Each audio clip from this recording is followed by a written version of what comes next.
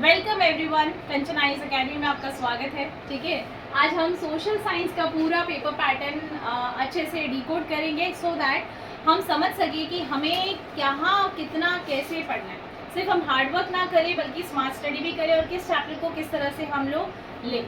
सबसे पहले 37 क्वेश्चंस होते हैं हमारे सोशल साइंस के बोर्ड के पेपर में। अब उसके अकॉर्डिंग हम देखें तो we have MCQs, very short answer question, long answer question, case based question और मैपिंग का क्वेश्चन होता है। मैपिंग में हर बार हमें 2 हिस्ट्री के मैप्स को प्रॉपर कंसिडर करना पड़ता है, भले वो आईएनसी से रिलेटेड हो, भले वो हमारे नेशनलिज्म मूवमेंट के कोई इवेंट या फिर जैसे जलियांवाला बाग मसाके हुआ था, सॉल्ट मार्च कहाँ हुआ था, इससे रिलेटेड हो। और बाकी जो 3 मार्क का हमारा होता है, ये 3 मार्क्स हमारे या तो डैम से रिलेटेड आते हैं या पोर्ट से रिलेटेड आते हैं या इंटरनेशनल एयरपोर्ट होता है। Sometimes we have mineral belts also. ठीक है, सो ओवरऑल यही सब चीज़ें हम लोग कंसिडर करते हैं। मैपिंग का एक पूरा पीडीएफ मैं आपको मॉर्निंग में शेयर कर लूँगी, आपको उस मैप के बाहर कुछ नहीं आएगा। सो आपके 5 मार्क आप कंफर्म कर लीजिए। Now coming to the MCQs part, जो कि हमारा 20 मार्क्स का है। अच्छा, एमसीक्यूज से पहले मैं आपको केस बेस की ओर ले जाती हूँ। केस बेस में आपने नोटिस किया हो तो we have case based from history, geo and DP, but not from economics. That means ये 4 मार्क कहीं और दिए जाएंगे और उस पर आपको ज़्यादा वर्क करना होगा। तो आपके ये जो 4 मार्क्स के होंगे ये मोस्टली डेडिकेटेड होंगे या तो फॉरेस्ट लाइफ से रिलेटेड या फिर आपके वाटर रिसोर्सेज, वाटर कंजर्वेशन से रिलेटेड, जो कि एनवायरनमेंट ओरिएंटेड पैराग्राफ्स हो सकते हैं। सेम फॉर करंट सिनारियो जो हमारे डीपी में पॉलिटिक्स में हो रहा है उससे रिलेटेड, और हिस्ट्री का एक आपका एमसीक्यू केस बेस्ड रहेगा। Now coming to the MCQs portion. MCQ portion में आप नोटिस करोगे कि हमारे पास 4 एमसीक्यूज होंगे। अब देखो, समझने वाली बात यह है कि हमारे 4 एमसीक्यूज हिस्ट्री में कहाँ से आ सकते हैं। देखो, क्रोनोलॉजी, ये बहुत सच में बहुत अच्छे से आप लोग याद रखना, क्रोनोलॉजी से आएगा। क्रोनोलॉजी का मतलब क्या कि कौन सा इवेंट कब कंसिडर हुआ, कब अकर हुआ और उसके बाद क्या हुआ, ये कंफर्म है कि ये आता ही आता है। ठीक है, फिर दूसरा हमारा अगर हम क्वेश्चन कंसिडर करें तो जो प्रिंट कल्चर से ऑथर्स एंड बुक्स हैं, आप उनको बहुत अच्छे से समझ लीजिएगा। अब तक मैचिंग से रिलेटेड ईयर का क्वेश्चन नहीं आया है, लेकिन मे बी वो चांसेस है कि वो भी पूछ लें। ठीक है, सो ये कुछ है क्वेश्चंस जो आपको एमसीक्यूज में पूछे जा सकते हैं। ठीक है, और अगर हम एमसीक्यूज का पोर्शन देखें तो भी यही रहते हैं मोस्टली हमारे लिस्ट में। और फिर हम लोग आते हैं जियो वाले पोर्शन में। तो जियो में जो 3 हमारे एमसीक्यूज होंगे, क्रॉप से रिलेटेड, मिनरल से related and related to the soil part, ये 3 नॉर्मली पूछे जाते हैं मैक्सिमम। ठीक है, then we have MCQs related to our democratic politics. अभी जो हमारा डीपी है, डीपी से 6 एमसीक्यूज मोस्टली, अगर आपने प्रीवियस ईयर्स के पेपर्स भी एनालिसिस किए हो या नहीं भी किए हो तो मेरी बात को ध्यान से सुन ले। लिस्ट जो हमारी शेड्यूल है उससे भी रिलेटेड क्वेश्चन आता है। फिर हमारे पास जो लिस्ट है, देखो मोस्टली पूछते हैं एजुकेशन का, मैरिज का, कि कौन सी लिस्ट में आती है। इवन हम लोग ये भी देखते हैं कि कैसे वो मैच द फॉलोइंग में हमें दे सकते हैं। और तो और जब हम क्वेश्चंस को स्टडी करते हैं तो वी विल हैव कि पावर शेयरिंग से रिलेटेड एमसीक्यूज आ गया।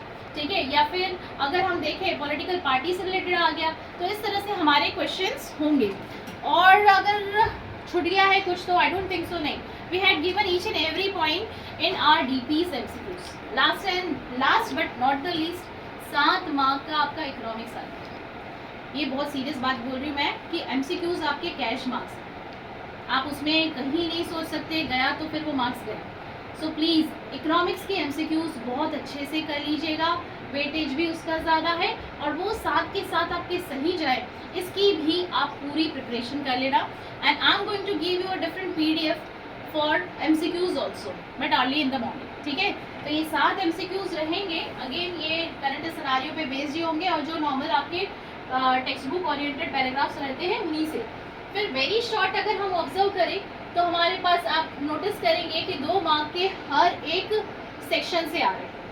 You will find from history, from Jio, from DP and from economics. अब तक जितना देखा गया है हिस्ट्री में ऑप्शनल रहा है। ठीक है, सेम सिनेरियो फिर शॉर्ट आंसर्स क्वेश्चन में आप देखेंगे यू विल फाइंड हिस्ट्री में आपको एक ऑप्शन रहेगा, बाकी सब नॉर्मल। बट यहाँ पे भी अब आपको इकोनॉमिक्स को हल्के में लेना ही नहीं है। Most of the students 5 marks में नहीं मार्क्स लूज करते। जो मार्क्स लूज होते हैं वो या तो 2 मार्कर या 3 मार्कर या 1 मार्कर में लूज होते हैं।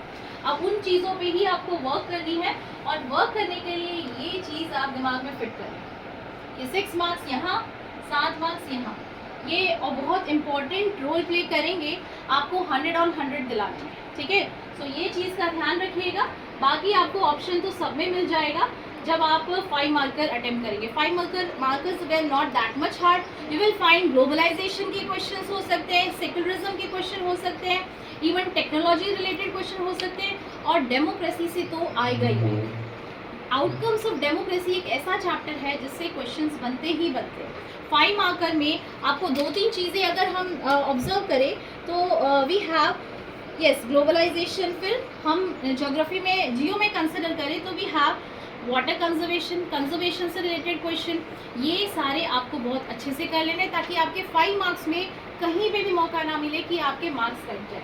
एक चीज़ और मैं बोलूँगी, जब अगर आपको हिस्ट्री में एक प्रॉब्लम होगी, if you are not able to recall the year कि कौन सा कब हुआ था, जैसे कोई बुक लिखी गई तो आप उसमें सपोज समझो कि आपको मिला गया है 1865, but you are not able to mention the correct कि भाई क्या डेट थी, तो आप उसको लिख दो लेट 19th सेंचुरी, ठीक है, अराउंड 19th सेंचुरी आप ऐसे मेंशन कर दो, तो आपको मार्क्स कट होने के कहीं पे भी आप मौका नहीं देंगे।